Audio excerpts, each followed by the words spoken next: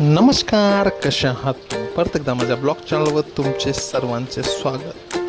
आज आपण खरपडी गावामधील बाजूला एक नदी आहे, तिथे फिरूया. चला. आज तसं तर 28 जून, पण पावसाचा थेंबही नाही. येईल आज उद्या पाणी, पण चला तरी पण आपण एक्सप्लोर करूया. नाहीतर ही समोर जी नदी आहे ती खूप भरून वाहते बोलतात. चला तर पाहूया, पण आता पण पाणी तिच्यात बिलकुल नाही आहे. चला तर आपण पाहूया पंचगंगा नदी.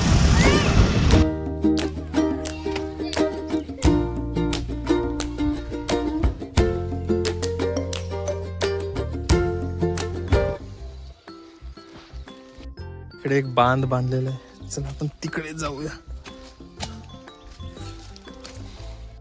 जून मध्ये सुद्धा नदीच्या नदी आटले, चला तिकडे जाऊया. बांध टाकला म्हणून इथे कस तरी पाणी आहे. इकडनं रस्ता आहे वाटते, इकडनं जाऊया. हर्सुलचा पट्टा म्हणजे एकदम बढिया, जिकडे तिकडे पहाड आणि भयान शांतता. इकडे पहा किती बढिया वाटत आहे, आणि पावसाळ्यात पूर्ण नदी भरून वाहते. चला तिकडे समोर जाऊन पाहूया कसं आहे वेव. पावसाळा असून पाऊस नाही, आणि नदी कोरडी कोरडी म्हणजे बऱ्यापैकी थोडे बांध बांधल्यामुळे पाणी आहे इकडे.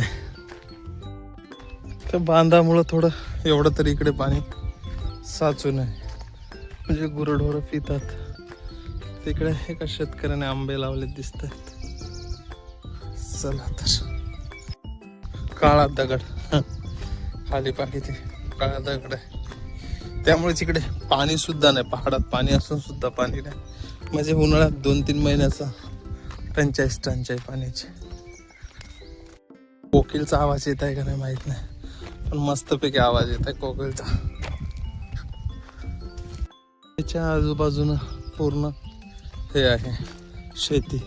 हे आंब्याची झाडं तुम्हाला दिसत असेल.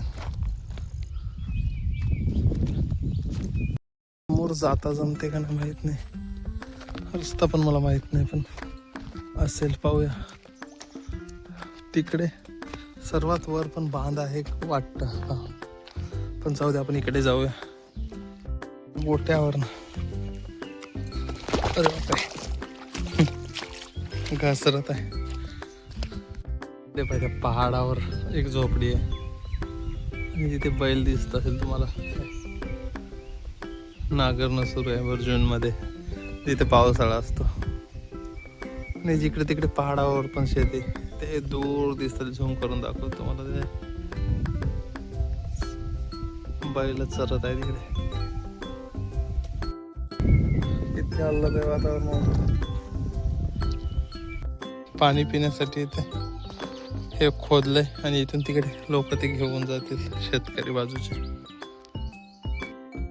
नदीच्या काठचं थोडंफार असणार जंगल, आणि तिथेच शेती. तिकडे आंबे दिसत आहे, पाहूया. हे बाजूला नदी, ड्रीपवर आंबे लावलेत. एक नंबर दिसत आहे. 5-7 फुटावर, हे 5 फुटावरच असेल.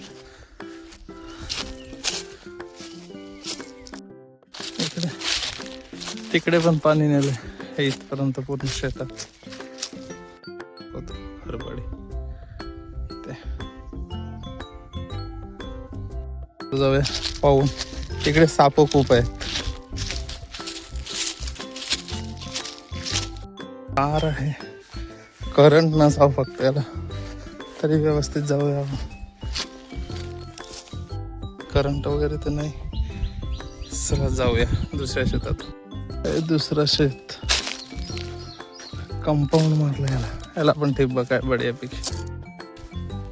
तिकडे नाही काय रस्ता नाही, पाहूया इकडून पाहूया रस्ता. तिकडनं असेल, हा तिकडनं आहे.